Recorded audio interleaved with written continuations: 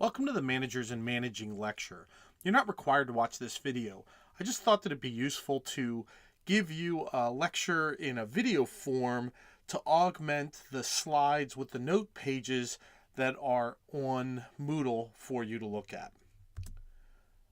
So in this lecture, we're going to go into more detail on management. We lay down the definition we're going to use for management for this course, and also spend a good bit of time on the 4 tasks associated with management. We'll kind of end our discussion with managers, leaders, and supervisors, and my philosophies on the roles that these different positions take. So here's some of the definitions we're going to use in this lecture. So pause the video right now and take a moment to read these. Now that you've read them, it's just important to note that management is not leadership. Management and leadership are 2 distinct but complementary roles, and we're going to talk more about the characteristics of that and some of the differences in approach at the end of this lecture. Now, Taylor really described 4 tasks of management in his philosophy, and these 4 tasks that you see on the screen are there. The planning, organizing, controlling, and as you note, leading is one of those. Now, I have a philosophy that there are 3 roles in an organization. Those are leaders, managers, and supervisors. They're interdependent and can be done separately, like one can manage without leading or lead without managing, supervise without leading, etc. But with that being said, this model from Taylor gives 4 tasks of management that we can use in discussing the roles of managers in an organization and the part they play. The tasks are listed from top to bottom in the order that they are best achieved. You can't really effectively organize or task people and relationships to achieve goals if you haven't really established those goals in the planning task. And we'll get more into how these things build upon one another.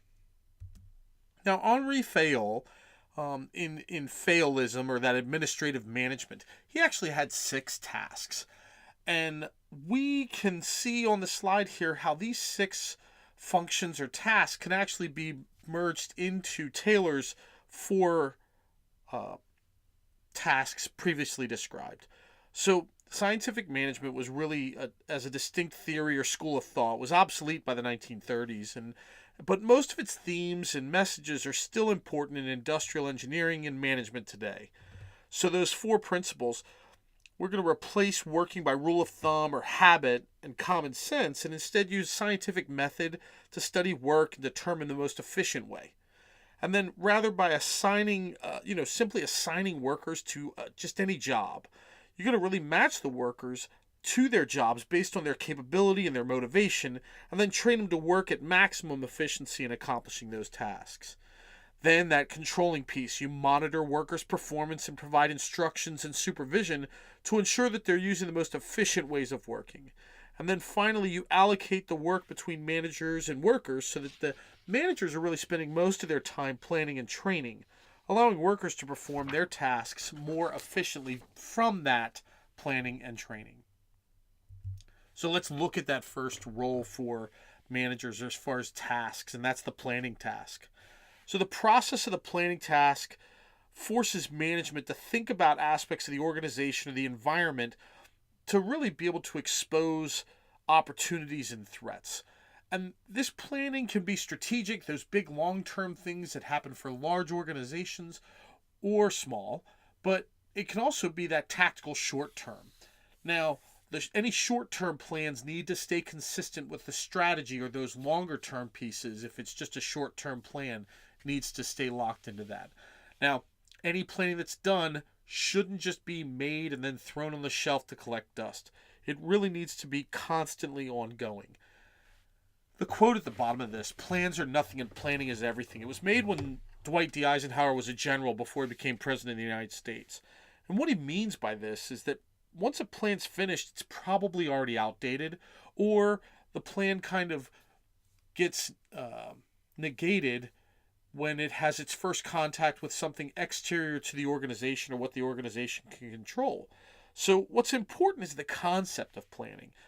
If leaders and managers are continually planning, not letting planning be static, but continually planning or thinking about planning, then the chances of surprise are reduced. Or if there is surprise, then it's an opportunity for them to already be in a mode where they're thinking and planning so that they can adjust and have the adaptability to this new situation. So let's look at this next step in the 4 tasks of management, and that's organizing. Now, this is where a manager is aligning resources like personnel and equipment, and they figure out who has responsibilities for what, who has authority over others, and how we align people, equipment, time, money, etc. in a logical way to achieve those goals that were set out during the planning function. Now, a big piece of this is determining the organizational structure. Now, we're going to have a future lecture that's going to really discuss organizational structure in detail, and we'll address that then. But you see the 4 main types there: functional, divisional, matrix, and project. Like I said, we'll talk more about those. But in organizing, it's about the structure and figuring out those lines of authority and who has responsibility for what. Now, this third task in management, controlling, is the one that most people would associate with managers when they think about what a manager is. This is where the manager really looks to determine if the work accomplished in the planning and organization tasks is implemented and being performed to get the intended outcomes for the organization. Now, a typical trap that managers fall into here is that they end up having issues with what they're going to measure. Most organizations or managers will say they want to measure outcome or impact, and that really is the best. The problem is that they're hard.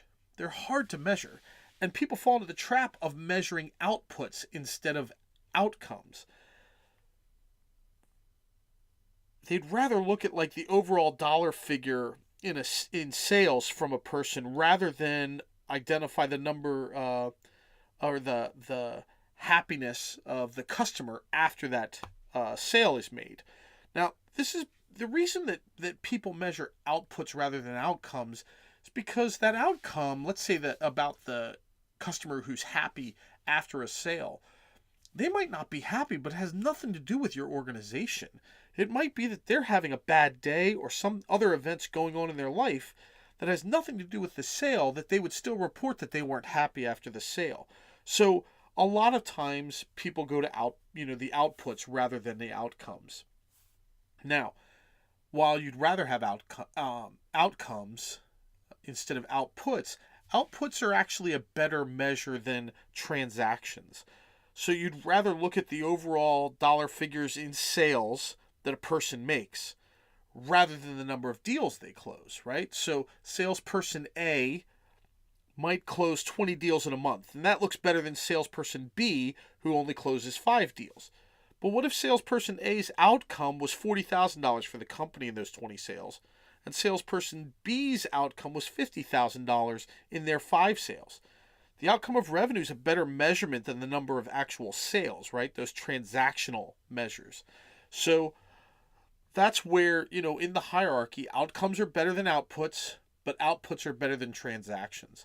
There are some times when measuring transactions, you can link that to outcomes, like the number of website hits to revenue that you generate, because there's been a strong correlation that we've seen over time. The bottom line here, that this step 3, or part 3 of the 4 tasks, controlling and this measurement, is the essence of what drives management, because they want to ensure the processes that are created in the management role are being effective. And really looking at the high point of this, the macro level, is that they are using that controlling section in the measurement is to look at organizational performance. How well is an organization achieving its goals? And there are 2 main forces at play that you see here in organizational performance. That's efficiency and effectiveness. Neither one is better than the other, but they can often conflict with one another. Like, for instance, sometimes to be effective, you're not really efficient because it takes a lot of time or resources to do the right thing. So you may have to sacrifice some efficiency for effectiveness. So you'll see how these things may move back and forth as far as competing in priorities. Because even if you're doing the right things all the time, and that effectiveness, um, you may feel some pressures because the efficiency is going down, so costs are going up, etc. So remember, in this overall piece, it's linking these resources. This is in that organization phase, and then measuring how all of those things are doing to get you to the organizational performance. Did you align them properly? And you measure to see if you have aligned them properly. This fourth step, leading. Now, we're going to have an entire lecture on leadership. And while management leadership are different roles, it's not true that managers do not or cannot lead. They still have to apply some of the skills of leaders to achieve their management role in planning, organizing, and the controlling process. Take a look here. We're going to do more about leadership in another lecture this week. But take a look at the leadership definitions here and the way we approach this for this class. Now, talking about leadership and inspiration, this is the role of a leader. Almost at its core is to inspire people. Now, I don't really think about leaders as motivating people. What's the difference between motivating or inspiring, right? A lot of people might think they mean the same thing, and that's a fair question. I like to view motivation as an internal response to stimuli. People motivate themselves or get motivated when they approach a certain situation. Inspiration, I look at really as being a more logical argument where the leader or the person who's doing the inspiring, they are able to look at that emotional component rooted in a core belief that already exists within a person.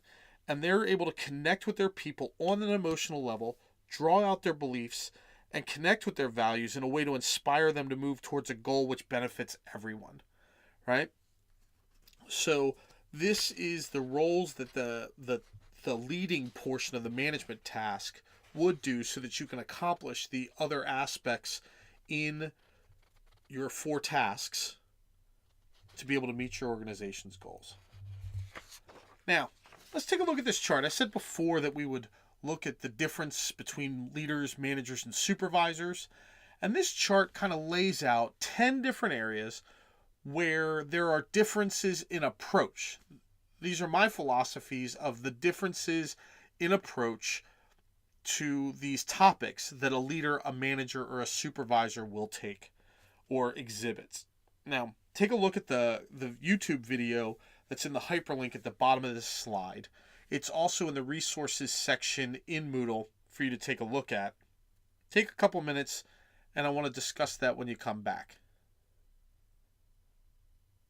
Okay, now that you've seen the video, I agree with a lot of what the speaker says, and you see some of those things reflected in this chart on the screen. But I do have a problem with the way that he characterizes some of these things and the difference between a leader and a manager. And it takes on this mode that I see so many times, probably in the past 15 years, where if it's a good thing, it's a leader. If it's a bad trait, it's a manager. You're acting like a manager. So for instance, credit, right? The speaker in that video says that a leader gives credit when something is accomplished and a manager takes credit when something is accomplished. Well, I don't necessarily agree with that. I think if you take credit for somebody else's work, you're just being a bad leader. Doesn't mean that makes you a manager. So you can also be a bad manager in doing that as well. So just take a look at this. This is something you may refer back to as we deal with other things, but it's my views. So if you look like at number 7, credit, this is the way that I switch this from the speaker. So a leader will give credit to people for accomplishing things. The manager, instead, they're the ones who create the reward mechanisms to be able to give people rewards to inspire them to move in the direction that we want them to move. And then that supervisor is the one who's going to ID the good performance. They'll identify good performance that follows along those reward mechanisms so that we can give credit to people. I hope that makes that clear as just one example. Now, levels of management. This pyramid shape is pretty much the classic view of organizations when it comes to levels of management. So at the top, you have the chief executive officer, the CEO. That's the person who's responsible for the entire organization. The next layer down are top managers. So these are your directors, your vice presidents, also your C-suite, your chief's suite, that's C-suite. So you have your chief financial officer, your chief operations officer, your chief marketing officer, etc. And they typically oversee a single function within the business. Now, it still can be a large organization depending on the size of the company, but they start to become specialized into that single function. Now, that next layer down, middle managers. These are middle managers or second line supervisors. They're 2 levels removed from their workers. They tend to be even more specialized in those areas underneath that C-suite or under those vice presidents. And their job is more at that macro level to ensure the proper execution of those specialties within it. And that bottom layer there, the first line managers, also known as frontline supervisors. We're going to learn a lot more about them in the book First Break All the Rules that you were told that you need to get, and we're going to have a quiz towards the end of the semester about this. But as a preview, I just want to say that regardless of the size of an organization, these positions, these first line managers or frontline supervisors, are actually the most important role regarding success, because you can have the best CEO or the best top manager in the business, but if it comes to the day-to-day interaction with employees and with executing the vision from those chiefs in the top management bracket or the chief executive officer, it's not really going to matter. So let's look a little bit at what managers can influence. So if you look at Uckel and what he's written in Leadership in Organizations, he talked about a bunch of areas where managers can influence. So if you look, there's kind of 11 of them here that I've lined out for you, kind of adapted from what he wrote in Leadership in Organizations. So these are different areas where a manager can get involved to influence for the betterment of the company. You'll note things like number 7, the development of member skills and confidence.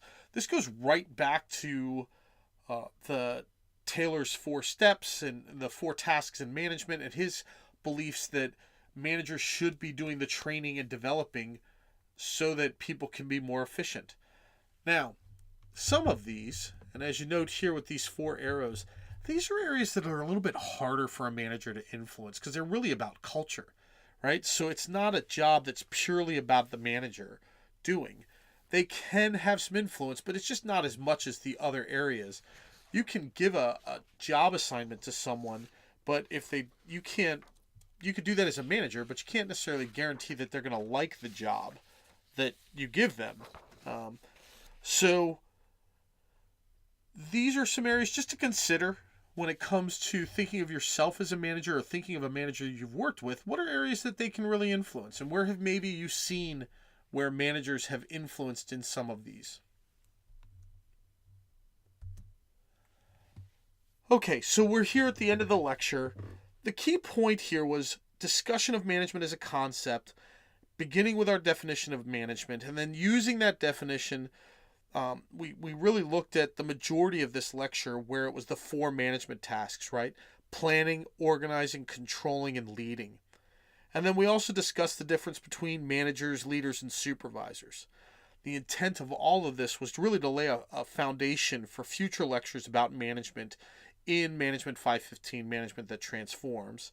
And as always, if you have any questions regarding this lecture or any other material in class, contact me via email or post a question in the question and answer discussion forum in Moodle, and I'll get an answer for you.